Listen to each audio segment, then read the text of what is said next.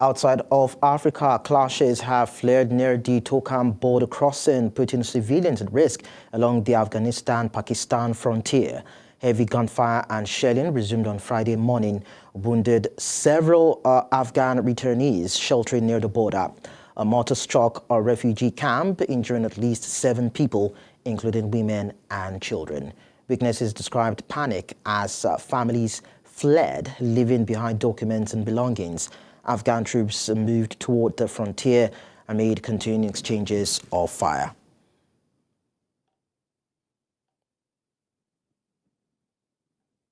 For more on this, we're joined by our senior international correspondent and anchor, Afua Hagan. Afua, what do we know at this hour about Pakistan's strikes in Kabul and the wider wave of attacks? What we do know at the moment is that border clashes are part of this wave. You have the Taliban and the Pakistani forces exchanging fire near frontier posts, with Pakistani news outlets reporting that there's retaliatory targeting of Taliban posts and installations near that border. Now, both sides have competing casualty numbers and claims of deaths among personnel at those posts. We can take that those early numbers are assertions and not concrete settled fact at the moment. Pakistan bombed Taliban government forces in major cities, including Kabul and Kandahar, where most of the Taliban leaders are based, and that is very significant. Now, how significant is it that Pakistan has reportedly struck the Afghan capital and not just border regions? Yeah, like I said, that is really significant. It's symbolic, first of all, because Kabul and Kandahar are major thresholds, major cities, home to a lot of the Taliban fighters. It shows a willingness by Pakistan to strike at the heart of Afghanistan, at the heart of Afghanistan in geography, but also politically as well, to strike at the heart of the Taliban. Increases the pressure on Taliban leadership to respond, because those city targets are harder to absorb geographically by the people there, and of course politically.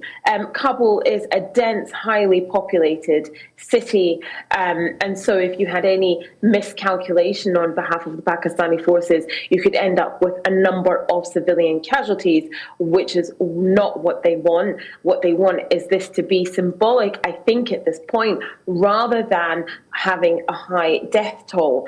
It's also a stark rupture in relations between Pakistan and between the Taliban and the Afghan government. You've got the direct targeting of the Taliban in these cities, in these major cities. And I think that is very significant as well. Well, Pakistan's defense minister has declared open war. Is this political messaging, or are we looking at a sustained military confrontation? Yeah, I think the declaration of open war is it's rhetoric. I would like to think that it's rhetoric at the moment.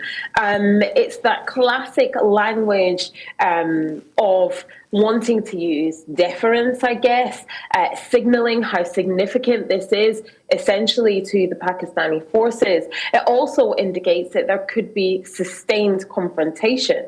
You could have more airstrikes, you could have ground strikes, you could have forces moving in by foot. I think while both sides at the moment are saying that they have heavy losses and there's ongoing activity, and there will be ongoing activity from both sides, does this speak to open war?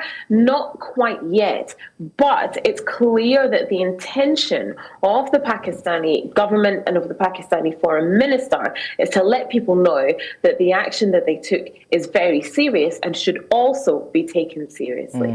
We don't even know if there's a mediation to quell this particular violence. I mean, you talked about the possibility of heavy casualties.